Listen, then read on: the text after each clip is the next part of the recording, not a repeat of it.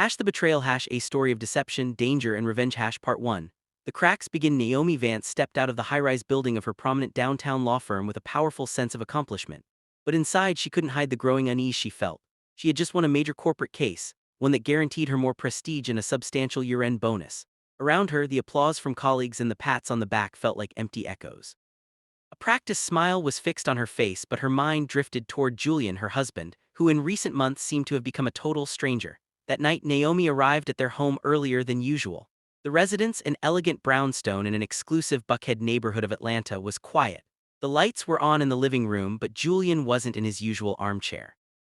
His sport coat was draped over the back of the sofa, and a half-finished glass of whiskey rested on the glass table. "Julian," she called out firmly. From the kitchen came the metallic sound of a refrigerator door being closed.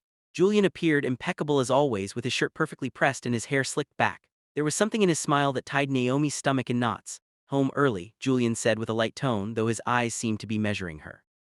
"I closed the case ahead of schedule. I thought we could have dinner together like old times," she replied, dropping her briefcase onto a chair and unbuckling her heels. Julian paused briefly, as if evaluating the proposal, and then nodded. "Sure, let me order something. I haven't had time to cook." While Julian pulled out his phone, Naomi watched him with a mixture of affection and something darker. The distant expression he had recently adopted unsettled her. The small lies she had detected in his words, his constant absence, they had begun to erode the trust that was once the very pillar of their marriage. Part 2. A message that changed everything. That night, while they ate takeout sushi in front of the television, Naomi tried to break the ice. "How's the Onyx Lounge doing? Busy lately?" she asked, feigning disinterest. Julian, focused on his plate, replied without looking up. "It's fine, people never stop going out. There's always something to celebrate." "I'm glad to hear that. You seem so busy lately, I barely see you." Julian looked up for an instant. A flicker of irritation crossed his gaze before he masked it with a smile. "You know how it is, I work hard now so we can be comfortable later." Naomi nodded, but her mind wasn't convinced. Dinner ended in an awkward silence. When Julian retreated to the bedroom, she stayed in the living room with her laptop, supposedly checking emails. Curiosity pushed her to look at Julian's phone, which he had carelessly left on the table. She knew the passcode. There was a time when they shared everything without reservation. Naomi quickly opened the phone and navigated through recent messages. One in particular captured her attention, an exchange with someone saved only as *P. The message read, "All set for tomorrow. Remember, there can't be any mistakes." Naomi's heart started pounding faster. What were they talking about? The message was cryptic, but there was something in its tone that made her feel vulnerable. Julian had never been a man with secrets, or so she had believed. She immediately closed the phone when she heard Julian's footsteps returning. He stopped in the doorway and looked at her with a neutral expression. "Still working?" he asked in a tone that almost sounded accusatory. "Yeah, a couple of things to review," Naomi said, closing her laptop hastily. Julian nodded and returned to the bedroom without saying another word. She remained seated on the sofa, feeling the facade of her marriage begin to crack. The sensation of being watched invaded her, as if her every move were being tracked. Part 3. The dinner party. The tension grew days later when Naomi and Julian attended a dinner with close friends. On the surface, everything looked perfect. Julian was charming, attentive, and conversational. Everyone at the table admired how well they complemented each other as a couple. But Naomi did not miss the way Julian avoided any prolonged eye contact with her. During the dinner, Naomi's best friend, noticed something was off. She took advantage of a moment alone in the restroom to ask, "Naomi, is everything okay? You've been a little distant tonight." Naomi hesitated before answering, struggling to keep her voice neutral. "Sure, just tired from work." Looked at her intensely, as if she could see right through her facade. "You know you can tell me anything, I've always been here for you." "I know, thank you," Naomi replied, forcing a smile before returning to the table. When the dinner ended, Julian insisted on staying a few more minutes to talk with one of the men in the group while Naomi waited in the car. From the passenger seat, she saw Julian talking in a tone that seemed more serious than usual. The man he was speaking with handed him an envelope, and Julian quickly tucked it into the inside pocket of his jacket. On the way home, Naomi tried to suppress her anxiety but couldn't help asking, "What were you and that man talking about?" Julian didn't take his eyes off the road as he responded calmly, "Club business, nothing that would interest you." Coldness in his response hit Naomi like a bucket of ice water. For the first time in years, she felt completely alone next to the man with whom she had built her life. Part 4. The decision. That night, while Julian slept soundly, Naomi stayed awake in the living room, holding a glass of wine and staring at the Atlanta skyline through the window. Thoughts swirled in her mind. What was going on with Julian? What did those messages mean? The feeling of danger was inescapable, but she had no concrete evidence, only her intuition, and that wasn't enough to act. The sound of Julian's phone vibrating on the table startled her out of her thoughts.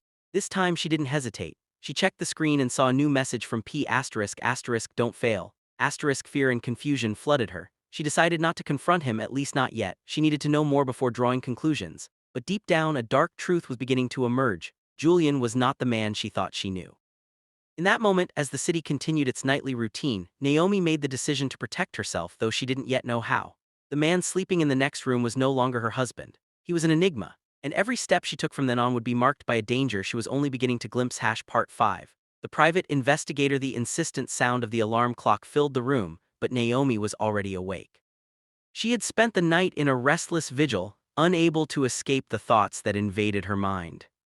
Every time she closed her eyes, the words of the message from P echoed disturbingly. Tomorrow is the day, don't fail. Asterisk. She looked at Julian, who was sleeping peacefully beside her. The calm on his face contrasted with the storm she felt inside. The trust she once had in him crumbled further with every passing moment. Naomi knew she had to act, but she also knew that one wrong move could cost her everything. Even her life. Upon arriving at her office, Naomi tried to focus on her cases. Her assistant, Alina, noticed her distraction and made a casual comment. Looks like you didn't sleep well. Everything okay at home? Just a bit of work stress. Nothing out of the ordinary, Naomi replied, forcing her tone to sound nonchalant. Alina nodded and left the office, but her words left Naomi with a bitter feeling. Was it that obvious something was wrong? Could Julian notice that she was growing more distant? After reviewing documents for hours without really paying attention, Naomi made a decision. She hired a private investigator. Her reputation as an attorney had connected her with trusted people in various fields. The man she chose, Darius Stone, was known for his discretion. When she called him, her voice trembled slightly. Need your help, it's delicate and I don't want anyone to know. Of course, Miss Vance. Tell me where and when, Darius replied. That same evening, Naomi met Darius at a discreet coffee shop. Although she was covered with a scarf and dark sunglasses, she feared someone might recognize her. Darius was a man of few words, but his presence inspired confidence. What do you need me to investigate? He asked, pulling out a small notebook to take notes. Naomi hesitated before answering. Saying it out loud made everything feel more real. It's my husband. I think he's planning something against me. He's been acting strange, receiving suspicious messages. I need to know who he's meeting and what he's doing when he's not at home. Darius looked at her seriously, nodding every detail. I'll do everything possible to get answers, but you have to be prepared for what might come out of this. Sometimes the truth is darker than we expect. Naomi felt a shiver run down her body. Part 6. Duke Miller. Days later, Darius delivered his first report. Naomi received it at the office, locking the door before opening the envelope. Inside were photographs of Julian meeting with a robust man who had scars on his face. The images showed them talking animatedly in an alley behind Julian's nightclub. There was something disturbing about the man's posture, the way he shook Julian's hand, as if closing a deal. Along with the photos, Darius included information about the man, Duke Miller. He was linked to an organized crime group known for extortion and disappearances. Duke had a history that included charges for kidnapping, although he had never been convicted. Naomi called Darius immediately. Her voice trembled as she asked, "Why would my husband be meeting with someone like him?" "I don't know yet," Darius replied cautiously. "But there's something else you should know." I intercepted another conversation between them. They talked about the plan. They didn't mention specifics, but it's clear they are organizing something and it doesn't sound legal. Naomi's blood ran cold. For years she had dealt with criminals in her work, but she never imagined something like this would reach her own home. The image of Julian as the kind, trustworthy man she had married began to completely crumble. Part 7. The confrontation that night. Naomi attempted to confront Julian indirectly. She couldn't hide her discomfort any longer. During dinner, she watched him intently, searching for any sign of guilt. Julian, as if noticing her inquisitive gaze, raised an eyebrow and smiled. "What's wrong? You're very quiet today." Naomi decided to test the waters. "I'm just worried you're working too much at the club. I don't want you getting into trouble with dangerous people." Julian put down his fork and stared at her for a moment. His expression seemed to harden before softening again. "Why would you say that? Have you heard something?" he asked with a tone that sounded more defensive than he probably intended. "No, nothing. I just want you to be okay. You know I'm always here for you." Smile. Julian returned was superficial, almost forced. The conversation quickly changed subjects, but Naomi knew that something in him had changed. Perhaps he suspected she was finding things out. Part 8. The warning. The crisis point came the very next day when Naomi received an unexpected call from Darius. The investigator's tone was urgent. "We have a problem. It seems Julian is suspecting something. Duke was seen talking to one of my men. I'm sure it wasn't a coincidence." Naomi felt the ground crumble beneath her feet. "What does that mean? Am I in danger?" "I'm not sure, but if Julian is aware that you're investigating him, he could speed up his plan. You need to be very careful, Naomi. I think you should consider involving the police." The advice resonated in her mind for hours. As the days passed, the tension in her home became unbearable. Julian was more attentive, almost as if trying to distract her. He brought her flowers, invited her to romantic dinners. But Naomi knew it was all a facade. Behind that kindness was something dark, something she had to unmask before it was too late. That night, while Naomi reviewed Darius's documents again, she found a detail she had missed before. Julian had made substantial wire transfers to an anonymous account weeks prior. The dates coincided exactly with his meetings with Duke. Naomi felt like time was running out. Her life, her future, everything was at stake, and the man she shared her bed with could be her biggest threat. The storm that had started with cryptic messages and clandestine meetings was now about to explode. Naomi knew the betrayal was not only real but could be deadly. Part 9. Going to the police. The dawn brought a crucial decision for Naomi. Night before, after hours of deliberation, she had reached a conclusion. She could no longer continue alone. The danger was imminent, and the survival instinct finally pushed her to cross a line she never thought she would have to. That morning, with a mix of fear and determination, she went to the Atlanta Police Department's Zone 5 precinct. At the station, the detective in charge, Marcus Jones was an experienced officer known for his patience and ability to deal with complicated cases. When Naomi entered his office, he greeted her with a look that mixed respect and curiosity. He knew who she was. Her name was well known in legal circles, and he couldn't ignore the air of tension emanating from her. "Miss Vance, how can I help you?" Detective Jones asked, gesturing to the seat in front of his desk. Naomi took a deep breath before responding.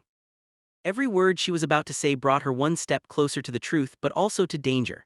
"I believe my husband is planning to kill me," she blurted out without embellishment, without detours. The silence that followed was oppressive. Detective Jones stared at her, evaluating her words and her expression. "Do you have evidence for what you're saying?" he asked in a calm but firm tone. Naomi opened her bag and placed Darius's report, the photographs, and the messages she had found on Julian's phone on the desk.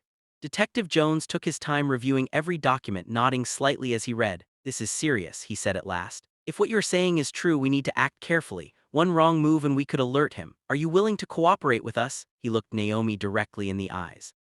"I will give you whatever is necessary to stop him," Naomi responded, her voice trembling. "But I need to ensure he cannot escape if he finds out I know anything. I don't know what he might do to me." Part 10. The plan began to take shape that same afternoon. Detective Jones gathered his team and they discussed possible strategies. The priority was to get more solid evidence that could hold up in court. Although the recordings and photographs were a good start, they needed explicit confirmation of Julian's intentions.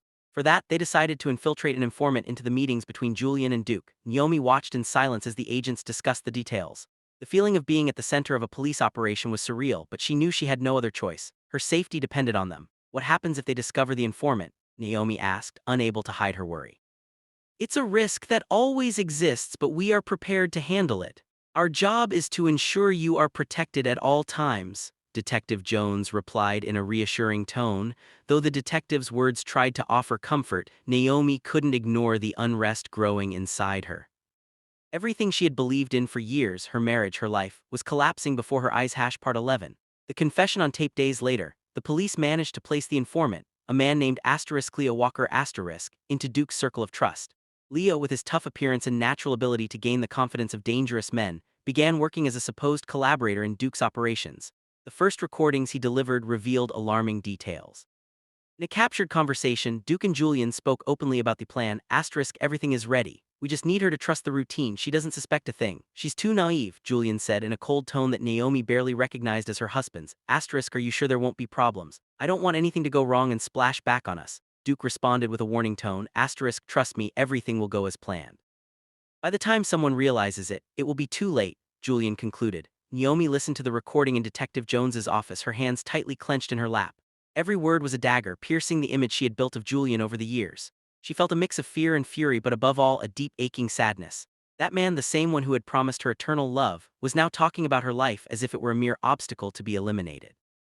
"Is this enough to move forward with the operation?" Naomi asked, her voice steady with quiet rage. Detective Jones turned off the recorder. "It's a strong foundation, but I need you to know it will be dangerous. Are you sure you want to continue?" Naomi looked up, her eyes full of determination. "There's no turning back. If we don't stop him now, he'll carry out his plan." Part 12. The Wire. The team decided that Naomi should actively participate in the operation. The idea was to record a conversation between her and Julian, where she, without directly confronting him, would push him to reveal more details of his plan. Detective Jones knew it was a risk, but it was also the best way to get a direct confession. Naomi was terrified. The idea of facing Julian, knowing what he planned, was overwhelming. But her fear turned into anger when she remembered the recordings. He saw her as a disposable object, an obstacle to be removed. She was not willing to allow it. That night when Julian arrived home, Naomi greeted him with a practiced smile. The police had installed a hidden microphone in her necklace, and every word would be transmitted in real time to Detective Jones's team. "Missed you, Julian. I feel like we've been so distant lately," Naomi said as she poured 2 glasses of wine. Julian seemed disconcerted by her attitude but settled onto the sofa and accepted the glass. "I've been busy with work." "You know how it is," he replied casually. Sometimes I wonder if it's all worth it, so much effort, so many hours away from each other. I just want us to be okay like before. Julian looked at her with a mixture of caution and something darker. For a few seconds silence filled the room. We are fine, Naomi. You don't have anything to worry about, he finally said, though his tone lacked any warmth. Naomi felt her heart pound, but she forced herself to maintain composure.